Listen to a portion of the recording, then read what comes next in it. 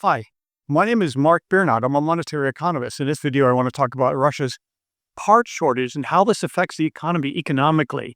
It has a severe part shortage, particularly aviation, transportation, rail, buses, auto.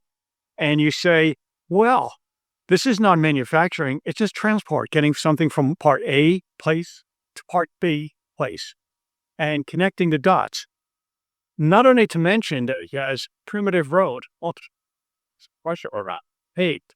They're dirt roads in the countryside. You only have paved roads around Moscow. So what does this part shortage have to do with manufacturing, production, GDP, the economy, people's income? It has everything, because you have to think in terms of transportation is an extension of the production process. I know everybody's concerned with the actual production of nails, the actual production of steel, but the transportation is integral into that. And let me explain this. On a chessboard, there's 64 squares. There's almost infinite combinations that can be locked and unlocked on a chessboard, and you have the greatest minds and supercomputers looking at that. However, when it comes to parts, machine tool parts, components, it expands that to infinity times infinity. The complexities of the real world require parts that fit. You can't, there's an expression in Russia, and the expression is this: if all you have is a gamer and everything, that's like a nail.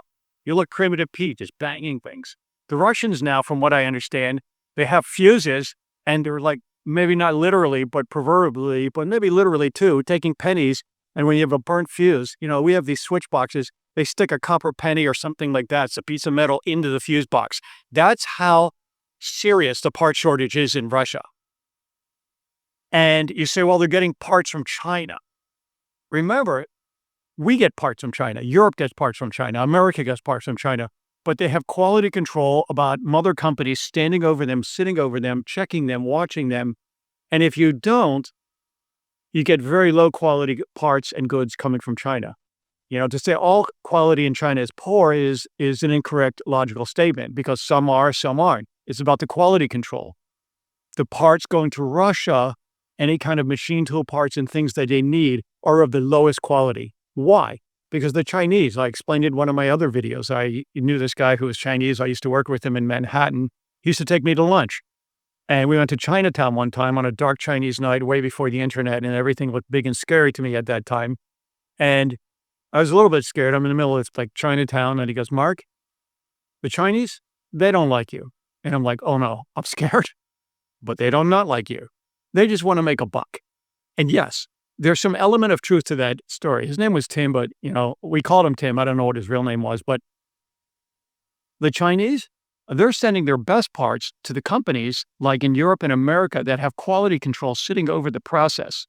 Something like IKEA might still have some glassware in, China made, but they're going to be checking that really carefully and testing it.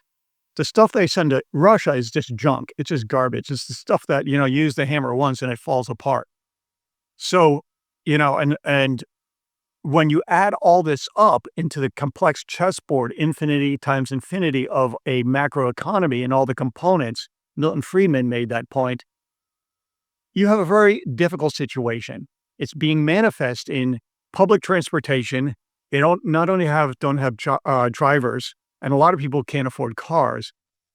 Public aviation, any kind of aviation, shipping consumer goods, shipping food.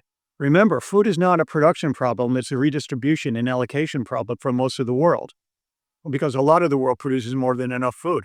In Russia, we got severe shortages starting to appear. And I wouldn't say severe on a macro level, but on an individual level, as disposable income shrinks and they can't afford anything but inferior goods. So this part shortage, Russia doesn't have a machine tool parts industry. All they do is pump oil.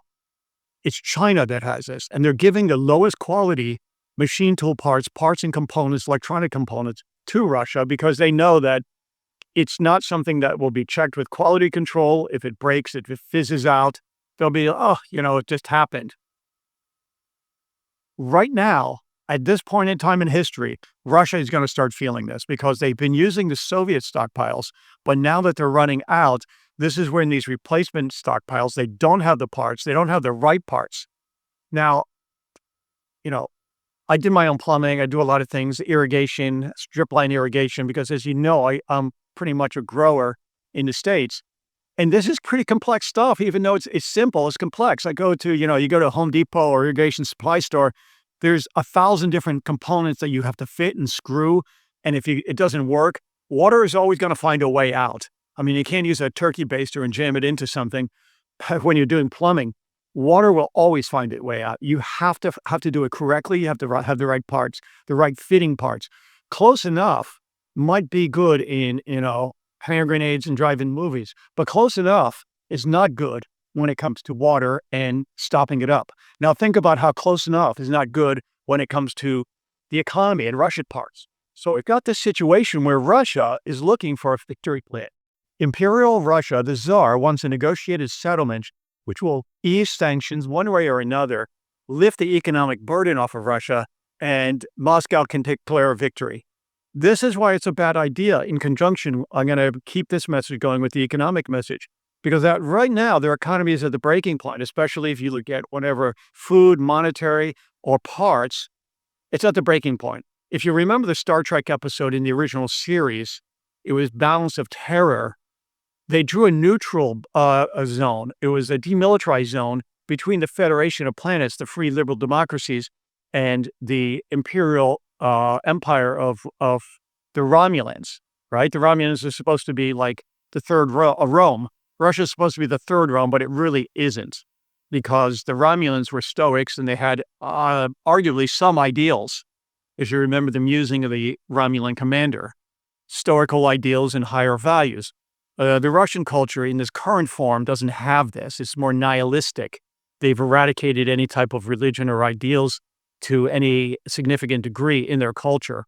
Even the Buddhists there are just very pro, Russia, Moscow, and this geopolitical event. So they don't have these ideals. So to compare the Romulans to the Russians, maybe not a good analogy, but the important component is we've got this neutral zone there. After the first atomic conflict between the Federation and the Romulans, there was a great period of peace because they achieved it with a demilitarized zone until the Romulans developed higher technology. And then the Romulans attacked. Superior technology, cloaking devices, superior weaponry. And now the Russians, their strategy is probably going to be biologicals, developing biologicals in the future. They're going to need this breathing time from this negotiated victory plan, negotiated settlement victory plan for Russia that is being kind of, advertised. So they're going to need that. Obviously, they have their cronies around the political cronies around the world advocating for that victory plan, so they can retool, regroup, assimilate what has happened in their economy, start developing these internal economies, as they have said, even machine tool parts, less reliant on China, get these expertise from India and China in Russia, in Siberia, kind of like Stalin did. He moved entire plants and factories to Siberia, start developing these things into vast industrial, where they have a home industry of parts until they're ready to expand again, because that's what Russia does in its current geopolitical ideas.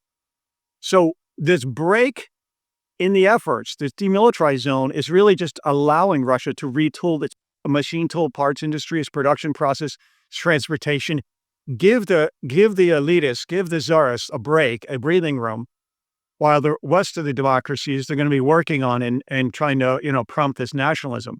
So this parts industry now falling, coupled with this food economy going down because of disposable income, because of high inflation. And like I talked about in my last video, it's really the time that Ukraine needs to stay strong. And it's an independent country, and they should chart their own course and not look towards, powers outside to, influence them inappropriately. So you've got to meditate on this idea that the Russians now are improvising with everything they do, whether it's a penny in a fuse box, whether for heating, they're using these old heating devices, which were made for that some of them are being upgraded. They're stripping them down now and putting coal and wood into that to heat, and they don't have plumbing. The cars are not working, at least public transportation and trains. Now's the time to be patient and strong. And now is the time for the world not to be intimidated and not to be bullied and not to take fear. In the words of Mr. Spock, if the Romulans are offspring of my ancestors, as I suspect, weakness is one thing we dare not show. Something to meditate on. My name is Mark Biernot. I'm a monetary economist. Have a great day. Thank you very much.